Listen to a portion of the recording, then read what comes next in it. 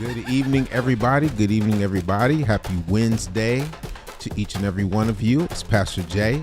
I am here live with you with Wednesday midweek inspiration. I hope that your week has been going well.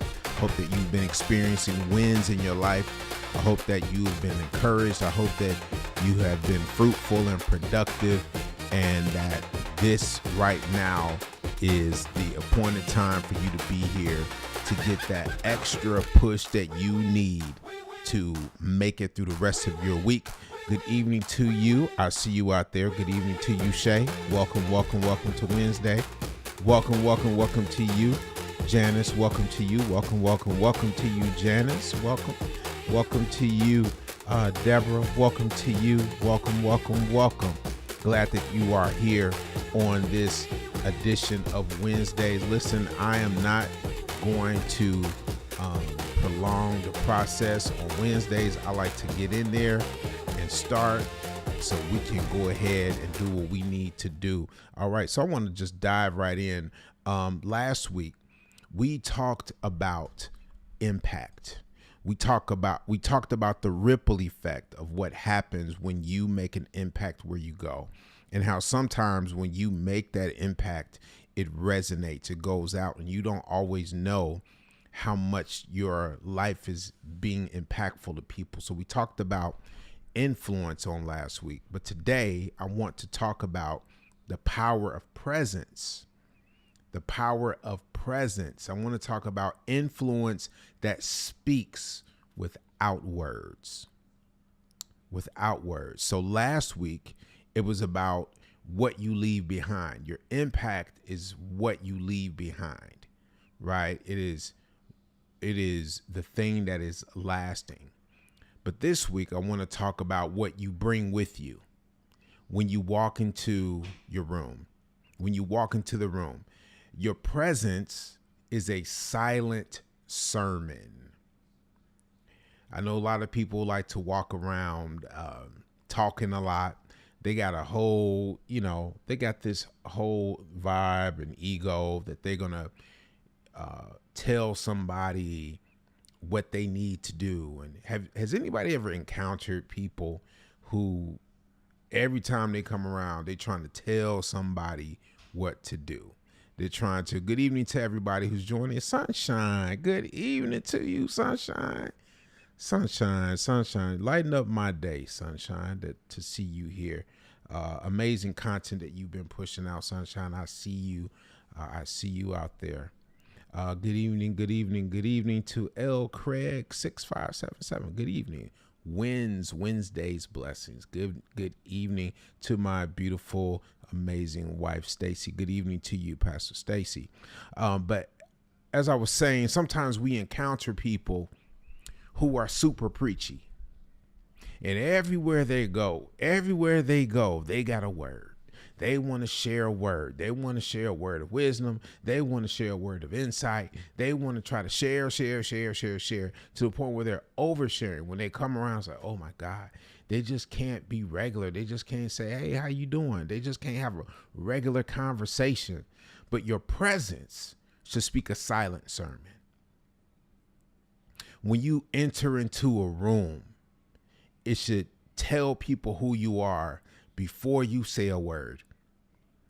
My first job when I got to LA, I was teaching at a private school, a private school where many celebrities were sending their children to. And I was told, like, hey, J-Lo's kids go to this school. And they said, sometimes you'll see her on campus every now and then. And they said, but trust me, you'll know when she's here. And I said, well, what does that mean? And they said, she's got a certain presence that you just kind of know. As the kids would say, it's an aura. And I'm like, yeah, whatever. She's just a person just like anybody else. Until the day I so happened to be at work, and there was kind of a buzz on campus. And I asked one of my coworkers, what's going on? They said, oh, J-Lo is here. And I was like, okay, so what? She pulls up in this white Bentley, gets out of the white Bentley, has on a white flowing coat. And I was like, oh, I understand what people mean when somebody walks into the room, they demand your attention. They demand presence without even speaking a word. I saw it right there. I've seen it several times with people. An influential person will walk into a room and they set order. Anybody got family members? It could be a grandma. It could be your mama. It could be a big brother. It could be anybody that just walks into a room and they change things. Y'all could be bickering. Y'all could be going back and forth. But here comes this person. They walk in the room and their presence changes everything. It's like things get into shape. Things get into order. Things just get right. Being a teacher right now, I see sometimes when the homeroom classes have substitute teachers and they'll come to my classroom and they think they're going to cut up in my class. And then I have to say, remember, this is my class, because the presence that I have in the classroom is going to override what you think you can get away with. Presence changes everything, because you don't have to say a word when you carry the type of presence that is necessary. Here's a key line I want you to take away. You do not have to say much when your life is already speaking. I hope that helps somebody right now. Because if I just keep it real, keep it a buck with you, a lot of us are so busy. A lot of us are so busy in a space trying to prove ourselves. And we're trying to speak ourselves up and big ourselves up and tell, hey, everybody, look over here. I know what I'm doing. I do this. This is what I do. This is what I do. And I understand, because this is such a competitive society. Society has caused for us to compete and believe that if I don't compete and edge you out for the job, then I'm not doing what I'm supposed to do. See, society will want to make you think that winning means that you are in competition with somebody, that it's sport. The Dodgers are playing the Blue Jays right now. Yeah, that's a sport. Somebody's going to win the World Series. Somebody's going to lose the World Series. Somebody's going to go home the World Series champion. Somebody's going to go home defeated. But when you really break it down, they're all winners because they're all playing the game that they set out to do in the beginning of their journey. So I want to really help to reframe and refocus. If you're a person right now who deals with that competition spirit, the spirit of trying to make yourself be seen, you're trying to get hired for a job, you're trying to get picked and chosen in an audition, you want people to notice your social media posts, so you're fighting tooth and nail to get likes, shares, engagement, community. You are fighting, and saying everything to just get people to see you. I want to encourage you right now. You are being seen by the right people. You are being heard by the right people. You are. Keep being consistent in working on your presence. I want you to ask yourself this question. When I walk in the room, what shows up with me? Is peace showing up in the room? Or is chaos showing up? You know, there was an episode of Martin, and y'all know, hey, Camille, there's an episode of Martin, and this is Wednesday, so I can get a little silly on Wednesdays. There was an episode of Martin where Mama Payne was in the car riding with one of her friends. And one of her friends said, it smelled like 2-day-old cabbage. And Mama Payne said, well, if it's always smelling like 2-day-old cabbage wherever you go, well, maybe it's you. If everywhere you go, there's chaos. Then maybe there's something in you that's a chaotic person. Maybe, just maybe. I ain't trying to talk about you. I'm trying to help you get to a winning, to the finish line as a winner. When you walk into a room, is it peace or chaos? When you walk into the room, is it light or is it noise? Do you bring the light or is it noisy? Is it dark? When you walk into the room, do you bring calm or do you bring peace?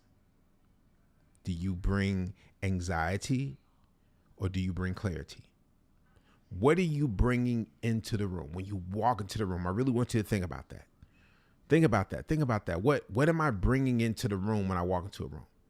When I walk into a studio session, I produce artists. I produce singers. I'm working on my personal projects. And I love my producer so much. That's my guy. That's my homie. When I walk into a studio, he's in a peaceful frame of mind. I'm in a peaceful frame of mind. We are organized. We are clear. And we have our goals set out. Even if something is not going exactly as planned, even if I'm bringing him a little bit more work than he planned to do, because I come in with the right spirit, with the right attitude, and the right frame of mind, and the right focus, being there a little bit longer than we anticipated isn't a problem. Sometimes we have to really check and regulate. We have to check and regulate how we enter into spaces, especially as we're collaborating. Remember, this is a time and a season where we're going to be collaborating with people. Collaboration is happening right now. Collaboration is how we're only going to get things done right now. Stuff is shutting down. The government is tripping. We have a president that stayed tripping. We got people that's lining their pockets with with government funds and all. We got all kind of stuff going on. We're going to need people. We're going to need each other. We're going to need community. We're going to need to build relationships. We are going to need to build community. We need each other. Type that in the chat. We need each other. We need each other. My purpose of doing Wednesdays is because I know it's going to be crucial for us to build community in certain types of ways. You're going to need to be built up, not just spiritually built up, but you need to be mentally built up. You need to be personally developed. You need to be coached to a point where when you start experiencing these shifts that happen, you're going to have to know, man, you know what? Pastor Jay talked about that, and I'm prepared for it. When a coach goes over a game plan before a game, that coach is being so detailed about what the other team is planning to attack them with. I'm telling you, this is where God has given me insight. He has given me information. He has given me a word.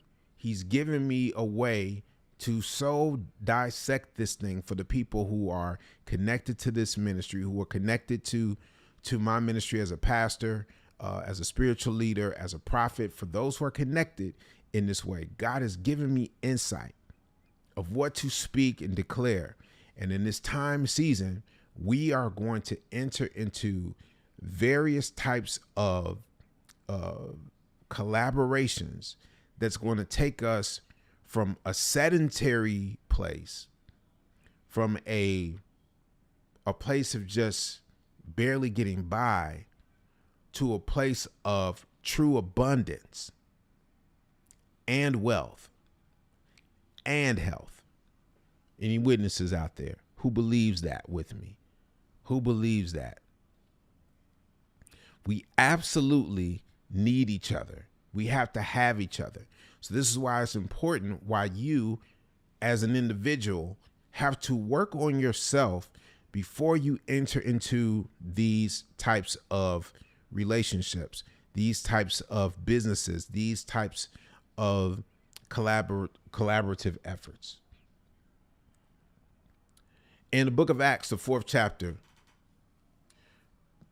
the 13th verse, it says, when they saw the courage of Peter and John and realized they were unschooled, ordinary men, they were astonished and took note that these men had been with Jesus.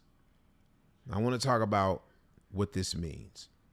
This means God's presence is on you. Type that in the chat. God's presence is on me. What happens when God's presence is on you, he marks you. You are marked. When people see you and they say, you got such good energy. Oh my God, I love the energy. Oh my God, just give a good vibe. It's good vibrations. You know how people talk. Oh my God, oh my God, it's just really good energy when you walk in a room.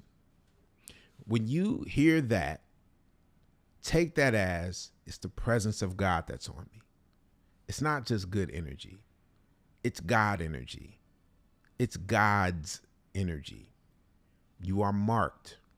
When they saw Peter and John, they said, ain't nothing really special about them, but it's something extremely special about them. See, people are going to be looking at you and going, man, you just a regular person. Like, who are you? Something about you. It's something different about you. But, and like, where'd you go to school? I got a little education. You may not have gone to an Ivy League, or you may have gone to a good school, but you weren't a standout student. You didn't get straight A's. You weren't born with a silver spoon in your mouth. You may have had some advantages, but you didn't have every single advantage. But the supernatural advantage that you have is that God has his hand on you. God has his presence on you. His presence is on you. People may not understand you. They may not understand your resume, your qualifications, but they are going to recognize your resonance. How do you resonate with people? How do people connect with you? Maya Angelou once said, people will forget what you said, but they'll never forget how you made them feel. They'll never forget. They'll talk about it forever. If you mess somebody over real, real bad, that's going to be the thing that's going to be at the forefront of their mind. And it's going to take for you to have 10 times the effort to correct it. But if you really make people feel seen, heard, and validated. I think about my friend Luke Austin, who passed away almost about a year ago. I had the privilege to speak at his funeral. And Luke was a producer, musician extraordinaire. And he was like a big bro to me. And I made this, I was trying to find the words. I wanted to really find the words to describe Luke. And I remember right around a year ago this time was the last time we had texted. He just always kept encouraging me to put music out. I'd gone through a rut, a creative drought. But there was always Luke who would say, hey man, put that music out. What you waiting on? Man, you special. Man, you got it. And this is a man who had played with Mary J. Blige, Beyonce, Destiny's Child, Backstreet Boys, like the biggest artists in the world, toured with all of them. And he would take time to call me, to text me, to tell me that I need to put my music out because you are on the same level as these individuals. He didn't have to do that. And I thought about this quote. People will forget what you said. They won't forget how you made them feel. And I said this about Luke. I said he was special because he made people feel heard, seen, and validated. That's what's missing in a lot of spaces. Being seen, being heard, being validated. Sometimes it just takes you to listen to people. It doesn't mean you always agree with people, but if you got to see people first. It's like, I see your perspective. And sometimes let me add this too. It's not even that you're supposed to be agreeing or disagreeing with them. I think that's what the church has gotten wrong a lot. I think the church has gotten so bent on people's lifestyles, on what they feel like God hates and what God doesn't love and what God doesn't like and blah, blah, blah, blah, blah. And we are lost in the weeds of actually realizing that's up to the individual to figure out. But what's up to us is help them be seen, help them be heard, help them be validated. And I believe once we actually operate in that fashion, we are going to, in real time, be true disciples. But it starts with understanding what your influence is. You have to understand that your presence is your silent influence. A few points with this one. I won't be before you long. You don't have to chase recognition. Your presence is what's going to command the respect. There are a lot of people who chase titles. They chase name recognition. They chase being an influencer. They chase being connected to celebrity. Like, yeah, so-and-so, I was in the studio with so-and-so. Like, doing what? What they don't tell you is, I delivered DoorDash to Snoop when he was recording. And you took a picture when you was delivering DoorDash to Snoop. You wasn't in the studio working with Snoop. You was in the studio delivering him DoorDash, and that's okay. But don't chase recognition when that's not your job. Your energy, your peace, and posture preach louder than your words. That means don't run around here trying to tell people what to do. Don't run around here trying to be the boss. Don't run around here being judgmental. Your energy, God's energy, the God energy, God's spirit, the peace, and posture preach louder than anything you could ever say. You got to look at people's life. That's when people start saying, I got to inspect the fruit. What's the fruit that you have? If your kids can't speak well of you, I don't know how you out here leading people. That's just me. Just my thoughts. It's my opinion.